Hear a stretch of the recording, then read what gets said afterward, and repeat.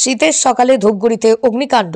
কুয়াশার চাদরে ঢাকা শীতের সকালে অগ্নিকাণ্ডের ঘটনা ঘটল ধূপগুড়িতে। ভোর থেকেই আগুন নেভানোর কাজ চালিয়ে যাচ্ছেন ধূপগুড়ি দমকল বাহিনীর কর্মীরা। জানা গেছে, এশিয়ান হাইওয়ে 48-এর পাশেই ধূপগুড়ি হরিমন্দির সংলগ্ন এলাকায় পরিত্যক্ত বস্তুর গোডাউন রয়েছে। সেখানেই আনুমানিক ভোর 3টে নাগাদ অগ্নিকাণ্ডের ঘটনা ঘটে।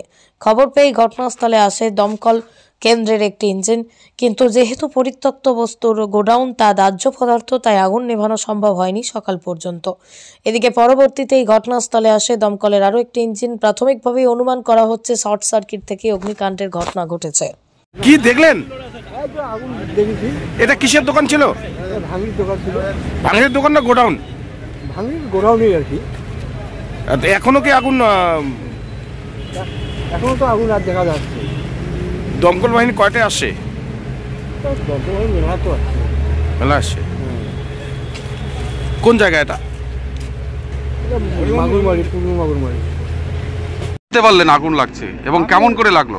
সকাল থেকে উঠে ভোরবেলায় উঠে দেখি যে আগুন কিভাবে লাগলো এটা জানি না। লোকজন ডাকাডাকি করতেছে, তখন জানলাম যে কোথায় আগুন লাগলো? পার্শ্ববর্তী গোডাউনে। গোডাউনে? হ্যাঁ। কিসের গোডাউন? এটা হচ্ছে ভাঙড়ি গোডাউন। কিভাবে আগুন লাগলো জানা যাচ্ছে না? না, এটা তো জানি না। ঘুম থেকে উঠে দেখি দাউ দাউ করে আগুন জ্বলতেছে। প্রাথমিকভাবে কি মনে করা হচ্ছে কেমন করে লাগতে পারে? শর্ট সার্কিটে আগুন হয়তো লাগতে পারে। কিন্তু এখানে দেখা যাচ্ছে একটা ভয়ঙ্কর কাণ্ড, দুটো ট্রান্সমিটার দখল করে এই ব্যবসা চালানো হচ্ছে দেখা যাচ্ছে। দেখেন এটা। হ্যাঁ, সে তো পিডাব্লিউ ট্রান্সফার উপরেই আছে। তো এটা কি ঠিক? এটা প্রশাসন ঠিক করবে। কি নাম আপনার?